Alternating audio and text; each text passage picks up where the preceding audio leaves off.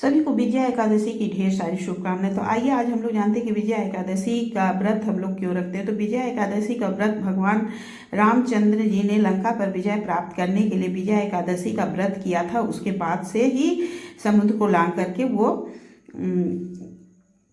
लंका गए थे। तो इसीलिए विजया एकादशी का व्रत शत्रु पे विजय प्राप्त करने के लिए किया जाता है। तो विजया एकादशी के व्रत के दिन देखिए हमें क्या करना है। सुबह सवेरे स्नान करके उसके बाद से हमें पूजा करने के लिए एक चौकी लगानी है। चौकी पे हमें पीले कलर का वस्त्र बिछाना है और फिर आप उस पर या तो तिल का या तो फिर फूल का आसन दे दीजिएगा। और आसन देने के बाद उस पर हमें सबसे पहले गणपति जी को विराजित करना है, क्योंकि किसी भी पूजा में सबसे पहले गणेश जी की पूजा होती है।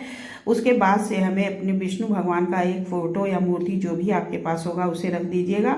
और फिर इस दिन हमें देखिए कलश जरूर से रखना है। बिना कलश रखे पूजा नहीं करना। तो कलश आप नया ले लीजिएगा, क्योंकि कलश का दान करना चाहिए। तो आप या तो पीतल का, स्टील का या तो फिर तांबे का कोई भी कलश ले सकते हैं और उसमें कलावा बांध करके उसमें जल रख करके हमें एक कलश स्थापित कर देना है। उसके बाद उसके ऊपर हमें एक प्लेट रख देना है और उस प्लेट में हमें तिल का आसन या तो फूल का आसन दे देना है। और आपके घर में यदि विष्णु भगवान की मूर्ति होगी तो आप उन्हें रख दीजिएगा, और नहीं तो फिर आपके घर में लड्डू गोपाल की सेवा हुई तो लड्डू गोपाल को स्नान करा के उन्हें तैयार करके और उसके बाद से उन्हें हमें उसी कलश के ऊपर में विराजित कर देना है। उसके बाद से हमें पूजा शुरू करनी है। तो मैं अपने कान्हा जी को स्नान करा के उन्हें रेडी करके और उन्हें वहाँ पे स्थापित करती हूँ। उसके बाद से हम लोगों को पूजा शुरू करनी है। तो पूजा हमें सबसे पहले गणेश जी की करनी होती है।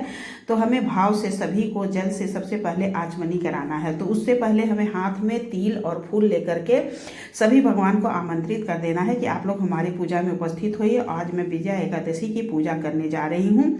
उसके बाद सभी को हमें स्नान कराना है। तो इस तरह से जल से, आचमनी पात्र से या तो आप फूल से स्नान कराइएगा। स्नान कराने के बाद से हमें सभी को चंदन रोली का और चंदन का टीका लगा देना है। इस तरह से हमें टीका लगाने के बाद इसकी रोली का पहले, उसके चंदन का, उसके बाद रोली का टीका कर देना है। और उसके बाद से हमें गणेश जी के लिए एक जनेऊ, पान का पत्ता, सुपारी, लौंग, इलायची सभी कुछ चढ़ाना है। फिर विष्णु भगवान को भी एक जनेऊ चढ़ा दीजिएगा और वस्त्र स्वरूप आप उन्हें कलावा समर्पित कर दीजिएगा। तो कलावा हमें अपने गणेश जी को और अपने विष्णु भगवान को, दोनों लोग को ही कलावा चढ़ाना है वस्त्र के लिए।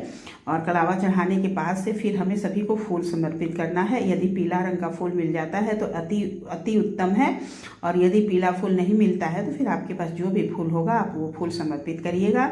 फूल समर्पित करने के बाद हमें एक दीपक जलाना है। दीपक आप तिल के तेल का जलाइएगा। तिल के तेल का या तो फिर आप घी का भी दीपक जला सकती हैं। दीपक प्रज्वलित करके हमें तिल का आसन दे करके और दीपक में भी थोड़ा सा तिल डाल करके हमें दीपक जला देना है। दीपक जलाने के बाद से हमें कुछ भोग प्रसाद लगाना है।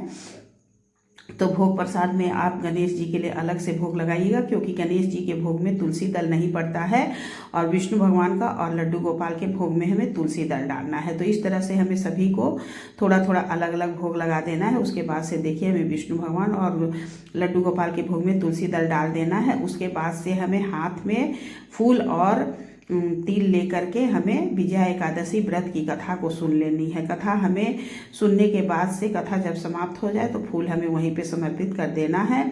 और उसके बाद हमें क्या करना है कि हमें आरती कर देना है। तो आरती पहले गणेश जी की करनी है, उसके बाद से विष्णु भगवान लड्डू गोपाल की ओम जय जगदीश हरे आरती कर दीजिएगा।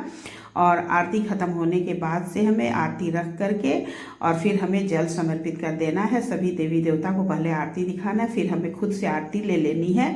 तो इस तरह से हमें विजया एकादशी की पूजा करनी चाहिए। तो दोस्तों, यदि आप लोगों को पूजा करने के बाद से हमें हाथ में फूल और तिल लेकर के फिर हमें भगवान से क्षमा प्रार्थना करनी है कि भगवान हमारी पूजा में जो भी भूल चूक हुई होगी उसे आप नादान बालक समझ करके क्षमा करिएगा। और फिर उसके बाद हमें क्या करना है, देखिए कलश हमें किसी ब्राह्मण को दान कर देना है। और उसके बाद से हमें जो कलश में का आप जल सहित या अन्न रख करके या तो जल रख करके कलश दान करिएगा। और जो भोग प्रसाद है उसे उठा करके हमें घर में सभी को प्रसाद बांट देना है और अपने भी प्रसाद खा लेना है। इस दिन हमें अन्न ग्रहण नहीं करना है और फल और वो मिष्ठान पे मतलब व्रत रहना है। तो इस तरह से हमें विजया एकादशी की व्रत करनी चाहिए। तो आप लोगों को यदि मेरा वीडियो अच्छा लगा हो तो मेरे वीडियो को लाइक कर दीजिएगा, कमेंट कर दीजिएगा एवं शेयर कर दीजिएगा। सभी को विजया एकादशी की ढेर सारी शुभकामनाएं।